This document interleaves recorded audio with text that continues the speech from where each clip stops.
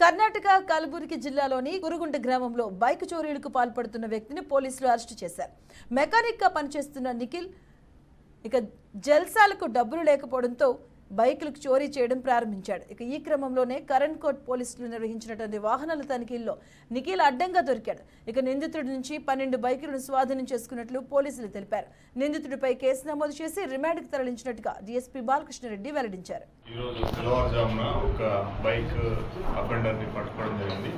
వాళ్ళు సాధారణంగా వాళ్ళ డ్యూటీలో భాగంగా వాళ్ళు దీన్ని నిర్వహిస్తున్నప్పుడు ఒక బైక్ అతను అనుమానాస్పద స్థితిలో నడుపుతున్నప్పుడు అతన్ని పట్టుకోవడం జరిగింది.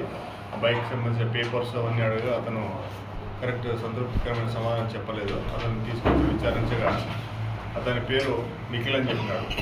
తండ్రి పేరు రాజు. అతని స్వగ్రామం వచ్చి కురుగుంట, సేడం, కర్ణాటక స్టేట్.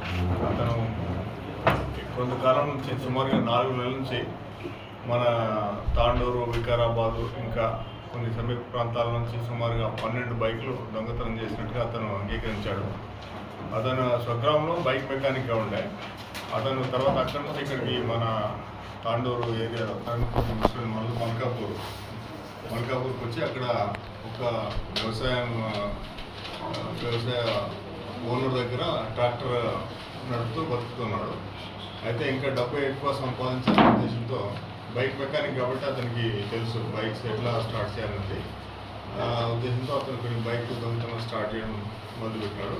ఈ విధంగా అతను దొంగతనం చేసిన వాటిల్లోంచి 12 బైక్స్ రికవరీ చేయడం జరిగింది.